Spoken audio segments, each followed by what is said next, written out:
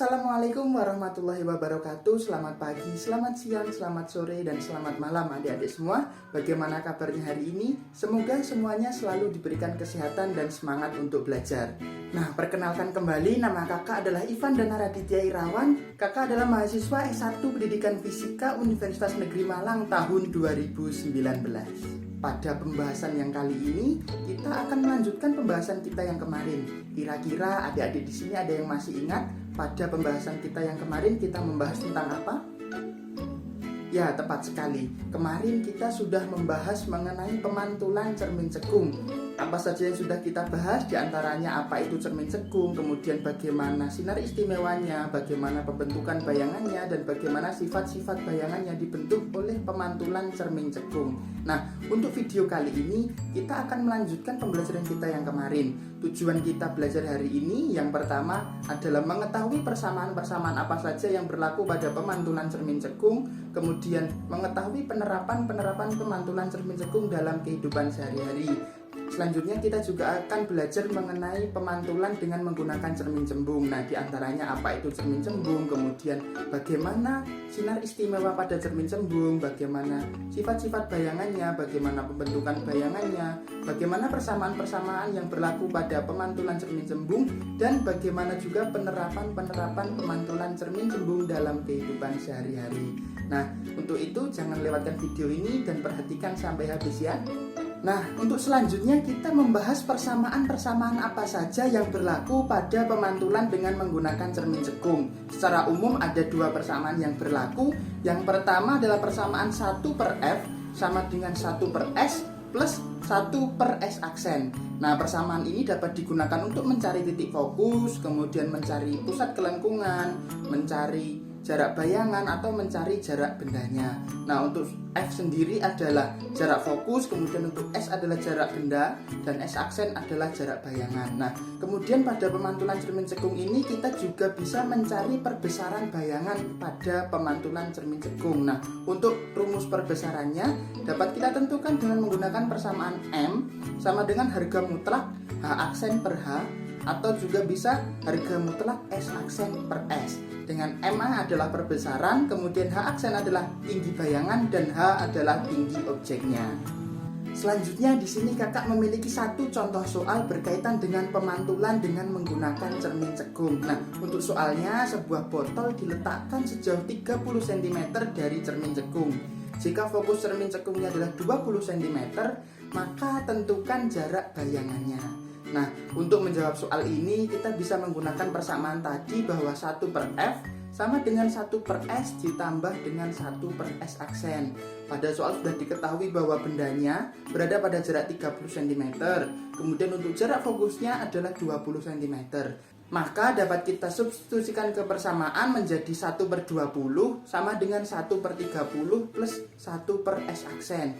Sehingga 1/S aksen sama dengan 1/20 min 1/30.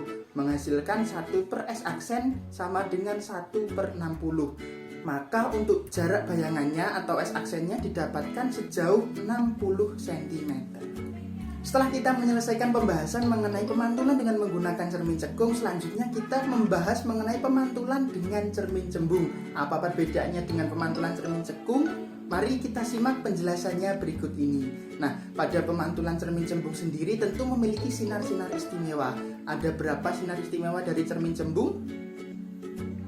Ya, benar sekali bahwa pemantulan dengan menggunakan cermin cembung juga memiliki 3 sinar istimewa. Nah, untuk sinar istimewa yang pertama adalah sinar datang sejajar sumbu utama dipantulkan seolah-olah berasal dari titik fokus.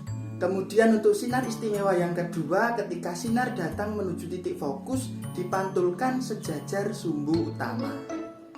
Kemudian untuk sinar istimewa yang ketiga, ketika sinar datang menuju pusat kelengkungan akan dipantulkan kembali seolah-olah berasal dari titik kelengkungan. Dari 3 sinar istimewa tadi tentunya kita sudah bisa menggambar bayangan yang dibentuk oleh pemantulan cermin cembung. Nah, untuk salah satu contohnya, ketika kita mempunyai sebuah benda yang diletakkan di depan cermin cembung, dapat kita lihat ketika sinar datang sejajar sumbu utama, maka akan dipantulkan seolah-olah berasal dari fokus.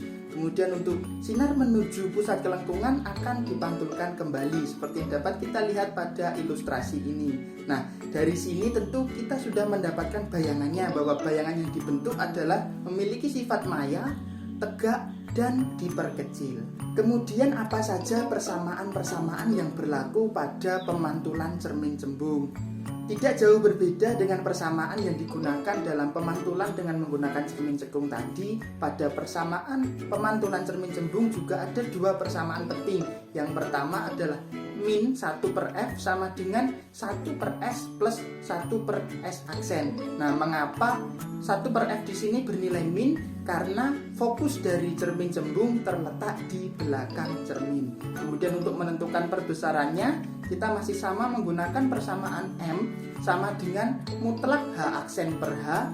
Kemudian atau juga bisa dituliskan dengan mutlak S aksen per S. Kemudian untuk contoh soalnya, sebuah lilin memiliki tinggi 10 cm kemudian diletakkan di depan cermin cembung.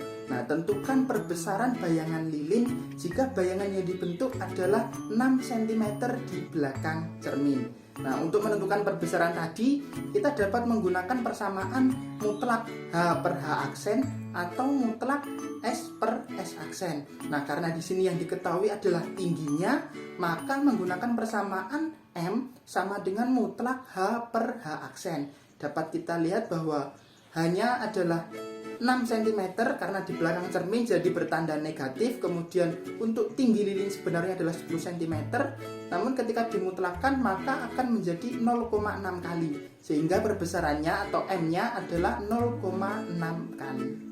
Kemudian apa saja sih penerapan atau aplikasi dari hukum pemantulan yang dapat kita lihat atau dapat kita amati dalam kehidupan kita sehari-hari? Nah, di sini ada 3 contoh penerapan. Yang pertama untuk cermin datar, biasanya kita gunakan sebagai cermin rias atau cermin-cermin yang biasa digunakan di rumah. Kemudian untuk cermin cekung bisa digunakan sebagai reflektor, baik itu reflektor lampu mobil ataupun lampu sepeda motor. Dan untuk cermin cembung sendiri dapat digunakan pada umumnya untuk spion kendaraan bermotor. Baiklah adik-adik, tidak terasa kita sudah menyelesaikan pembahasan kita mengenai pemantulan cermin datar, pemantulan cermin cekung, dan pemantulan cermin cembung. Untuk selanjutnya, kalian bisa menyimak video yang lain berkaitan dengan pembiasan dengan menggunakan lensa. Nah, siapkan diri kalian untuk belajar pembiasan dengan menggunakan lensa. Cukup sekian video pembahasan mengenai pemantulan cahaya dengan menggunakan cermin. Apabila ada kekurangan atau kesalahan, mohon maaf. Terima kasih. Wassalamualaikum warahmatullahi wabarakatuh.